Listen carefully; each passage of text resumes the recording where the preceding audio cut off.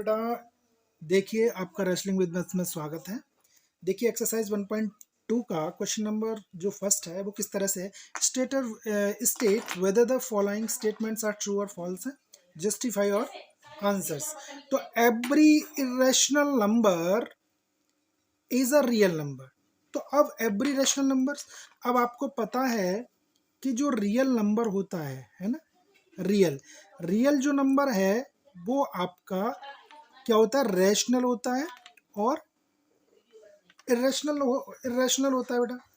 तो अब उसने क्या बोला, every irrational number is a real number. तो यानी कि ये तो रैशनल भी होगा, इरेशनल भी होगा। तो ये आपका ये क्या हो गया, फॉल्स हो गया बेटा। ये जो आपका है वो आपका फॉल्स हो गया, राइट। सॉरी।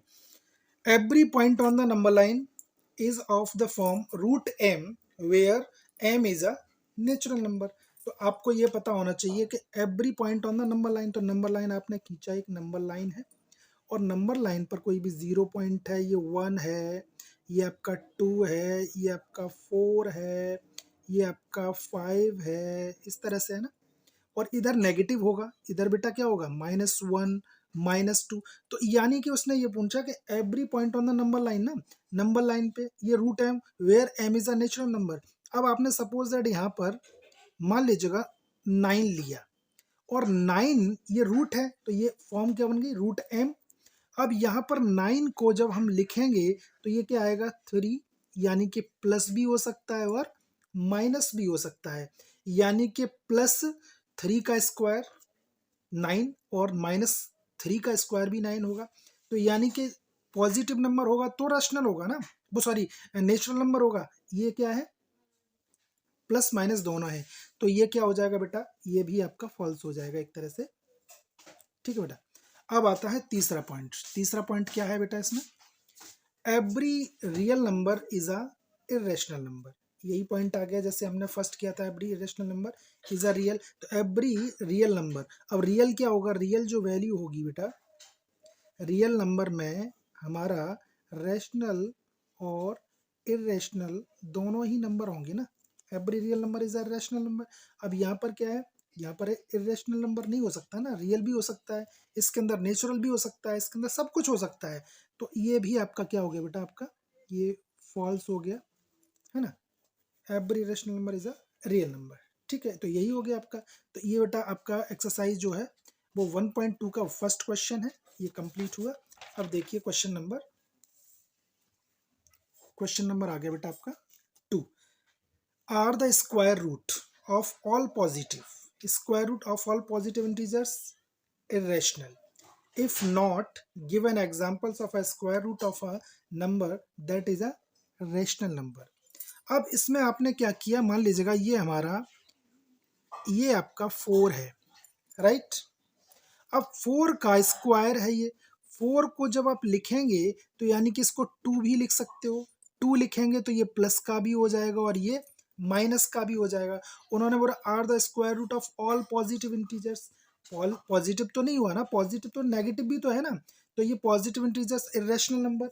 अब ये प्लस हो गया तो प्लस मीन्स ये 2 है, तो 2/1 क्या हो जाएगा, ये आपका पी अपॉन क्यू की फॉर्म हो गया। तो ये तो आपका रैशनल हो गया ना बेटा, ये रैशनल। और वो क्या करे आपका, इरेशनल नंबर। तो ये आपका गलत हो जाएगा बेटा, है ना। इस तरह से ये हो गया। अब इसके अंदर आ जाइए आप, question number 3। Show how √5 can be represented on a number line. तो आपको किस तरह से, आपने पाइथागोरस पढ़ी होगी बेटा, यानी कि पाइथागोरस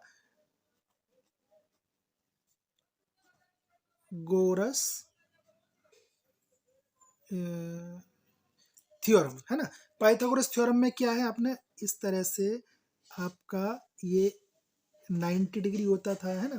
तो इसके लिए ये हाइपो हो गया, ये आपका कोई भी थीटा मान लीजिएगा ये है, तो ये आपका परपेंडिकुलर हो गया और ये आपका बेस हो गया। तो उन्होंने क्या कहा कि आपको नंबर लाइन पे आप कोई भी यहाँ बना सकते हैं बेटा।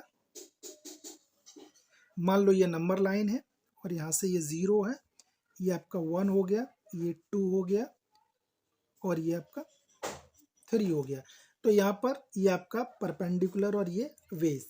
तो यहाँ पर ये √5 है, तो बेटा √5 को यानी कि किस तरह से फॉर्मूला होता है आपको, H square is equal to P square plus B square, यानी कि एच यदि आपको निकालना हो तो इस तरह से क्या लिखोगे, P square plus B square.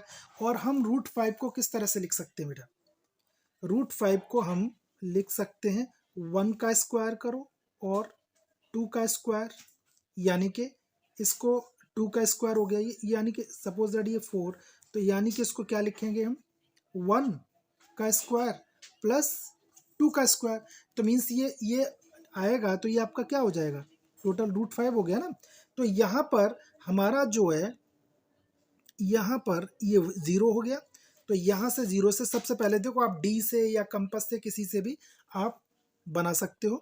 तो यहाँ से हमने क्या किया, एक लाइन ड्रॉ की बेटे, हमने एक 90 डिग्री बनाया, क्या किया 90 डिग्री बनाया, और यहाँ से ये आपका 1 हो गया, इसको हमने 1 यूनिट माना, क्या माना 1 यूनिट माना। अब 1 यूनिट से ये तो आपका 90 डिग्री हो गया, यहाँ से ये क्या हो जाएगा बेटा, ये क्या हो गया आपका, अब यहाँ से ये कितना हो गया, ये आपका यहाँ से ये पूरा 2 यूनिट हो गया है, 2 यूनिट। अब इन दोनों का पाइथागोरस लगाओगे तो यही हो जाएगा, तो यानी कि ये जो हमारा आ जाएगा वो रूट 5 हो जाएगा, है ना।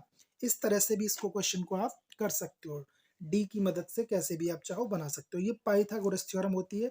तो पाइथागोरस थ्योरम जब तक आपको नहीं पता होगी तब तक आप बेटा क्वेश्चन नहीं कर पाओगे। इस तरह से ये बेटा क्वेश्चन कंप्लीट हुआ। धन्यवाद बेटा। आप लोगों को आप शेयर कर सकते हो बेटा, आप लोग अपने फ्रेंड्स को। धन्यवाद।